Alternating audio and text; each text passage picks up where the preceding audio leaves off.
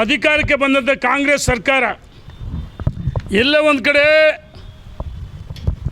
ನಮ್ಮ ಹಿಂದೂಗಳನ್ನ ಟಾರ್ಗೆಟ್ ಮಾಡ್ತಿದ್ದಾರೆ. Vote bank ರಾಜಕಾರಣ. ಸನ್ಮಾನ್ಯ ಸಿದ್ದರಾಮಯ್ಯನವರೇ ಮುಖ್ಯಮಂತ್ರಿಗಳಾಗಿ ನೀವು ಹಿಂದೂ ಮುಸಲ್ಮಾನ್ ಕ್ರೈಸ್ತರು ಒಂದು ರೀತಿ ಕಾಣಬೇಕಾಯ್ತು. ಅದರ ಬದಲಾಗಿ ಕಲ್ಲಡ್ಕ ಪ್ರಭಾಕರ್ ಭಟ್ ತಮ್ಮ ಜೀವನವನ್ನೇ ಈ ದೇಶಕ್ಕೋಸ್ಕರ ಹಿಂದುತ್ವಕ್ಕೋಸ್ಕರ ಮುಡುಪಾಗಿಟ್ಟಂಥ ಕಲ್ಲಡ್ಕ ಪ್ರಭಾಕರ್ ಭಟ್ ಮತ್ತು ಇತರ 15 ಜನರ ಮೇಲೆ ಈ ಸರ್ಕಾರ FIR ದಾಖಲಿಸಿದೆ. ಅರುಣ್ ಪುತ್ತಿಲ ಗಡೀಪಾರು ಮಾಡೋಕ್ಕೆ ಆದೇಶ ಮಾಡಿದರೆ. ಇಂದು ಕಳೆದ 2 ದಿವಸಗಳ ಹಿಂದೆ ಏನು ಕೋಮು ಸೌಹಾರ್ದ ಸಮಿತಿ ಅಂತ ಹೇಳಿದರು. ಇದು ನಾನು ನಿನ್ನೇನು ಹೇಳಿದ್ದೆ, ಹಿಂದೂಗಳನ್ನು ಟಾರ್ಗೆಟ್ ಮಾಡಿ ನೀವು ಸಮಿತಿಯನ್ನು ಮಾಡಿದಿರಿ. ನಾನು ಸರ್ಕಾರಕ್ಕೆ ಒತ್ತಾಯ ಮಾಡ್ತೀನಿ ಮತ್ತು ಎಚ್ಚರಿಕೆಯನ್ನು ಕೊಡ್ತಾ ಇದ್ದೀನಿ.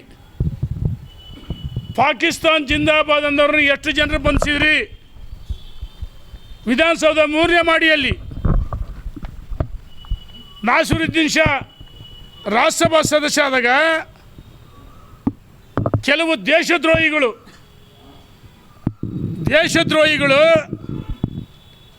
ಪಾಕಿಸ್ತಾನ್ ಜಿಂದಾಬಾದ್ ಅಂತ ಕೂಗಿದರು ಮತ್ತು ಅನೇಕ ಕಡೆ ಪಾಕಿಸ್ತಾನ್ ಜಿಂದಾಬಾದ್ ಅಂತ ಕೂಗಿದರೆ.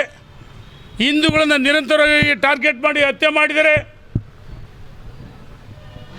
ಅದಕ್ಕೋಸ್ಕರ ಹಿಂದೂ ಟಾರ್ಗೆಟ್ ಮಾಡಿ ಕಮಿಟಿಯನ್ನು ಮಾಡಿದ್ದೀರಿ ನೀವು. ನಾನು ಸರ್ಕಾರಕ್ಕೆ ಒತ್ತಾಯ ಮಾಡ್ತೀನಿ, ಎಚ್ಚರಿಕೆಯನ್ನು ಕೊಡ್ತಿದ್ದೀನಿ. ಯಾವ ಕಲ್ಲಡ್ಕ ಪ್ರಭಾಕರ್ ಭಟ್ ಇಷ್ಟು ವರ್ಷ ತಮ್ಮ ಜೀವನವನ್ನೇ ಮುಡುಪಾಗಿಟ್ಟು ಹಿಂದುತ್ವ ಇರ್ಬೋದು ಮತ್ತು ಶಿಕ್ಷಣಕ್ಕೆ ಆದ್ಯತೆಯನ್ನು ಕೊಟ್ಟರು. ಶಿಕ್ಷಣ ಸಂಸ್ಥೆಯನ್ನು ಪ್ರಾರಂಭ ಮಾಡಿ ಬಡವರ ಮಕ್ಕಳಿಗೆ ಶಿಕ್ಷಣವನ್ನು ಕಲಿಸಿದರೆ. ಯಾವ ನಮ್ಮ ಸುಹಾಸ್ ಶೆಟ್ಟಿ ಹತ್ಯೆ ಆಯಿತು, ಆ ಸುಹಾಸ್ ಶೆಟ್ಟಿ ಶ್ರದ್ಧಾಂಜಲಿ ಕಾರ್ಯಕ್ರಮದಲ್ಲಿ ಮಾತಾಡಿದ್ದು ಏನು ಪ್ರಚೋದನೆ ಭಾಷಣ, ದಿನನಿತ್ಯ ಪ್ರಚೋದನೆ ಭಾಷಣ ಮಾಡ್ತಾರೆ. ಅಂಥವ್ರ ಮೇಲೆ ನಿಮಗೆ ಮೊಕದ್ದಮೆ ಹಾಕಿ ತಾಕತ್ತಿಲ್ಲ ಸರ್ಕಾರಕ್ಕೆ. ಮೊನ್ನೆ ದಿವಸ ಟೇಬಲ್ ಕುಟ್ಟಿ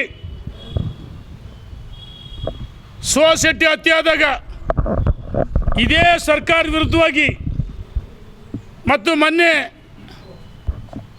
ರಹೀಮ್ ಹತ್ಯೆ ಆದಾಗ, ಅಬ್ದುಲ್ ರಹೀಮ್ ಹತ್ಯೆ ಆದಾಗ ಅಲ್ಲಿನ ಅಲ್ಪಸಂಖ್ಯಾತರು ಈ ಸರ್ಕಾರಕ್ಕೆ ಎಚ್ಚರಿಕೆಯನ್ನು ಕೊಡ್ತಾರೆ.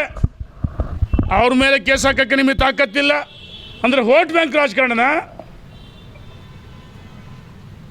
ಈ ವೋಟ್ ಬ್ಯಾಂಕ್ ರಾಜಕಾರಣ ಮಾಡ್ತಾ ಹೋದರೆ ಕೋಮು ಪ್ರಚೋದನೆಗೆ ನೀವೇ ಕಾರಣ. ಸರ್ಕಾರ, ನಿಮ್ಮ ಸಚಿವರುಗಳು, ನಿಮ್ಮ ಪಕ್ಷದ ಶಾಸಕರುಗಳು ನಡವಳಿಕೆ ಕಾರಣ. ಯಾವ ಜಮೀರ್ ಅಹಮದ್ ಎಷ್ಟು ಬಾರಿ ಹಿಂದೂಗಳ ವಿರುದ್ಧ ಅಂದರೆ ಇಂಡೈರೆಕ್ಟಾಗಿ ಹೇಳಿಕೆಯನ್ನು ಕೊಡ್ತಾರೆ, ಪ್ರಚೋದನೆ ಭಾಷಣ ಮಾಡ್ತಾರೆ. ಜಮೀರ್ ಅಹಮದ್ ಮೇಲೆ ಕೇಸ್ ಹಾಕಲಿಲ್ಲ. ನೀವು ತಕ್ಷಣ ಆ ಕೇಸ್ ಹಿಂಪಡೆಯಬೇಕು.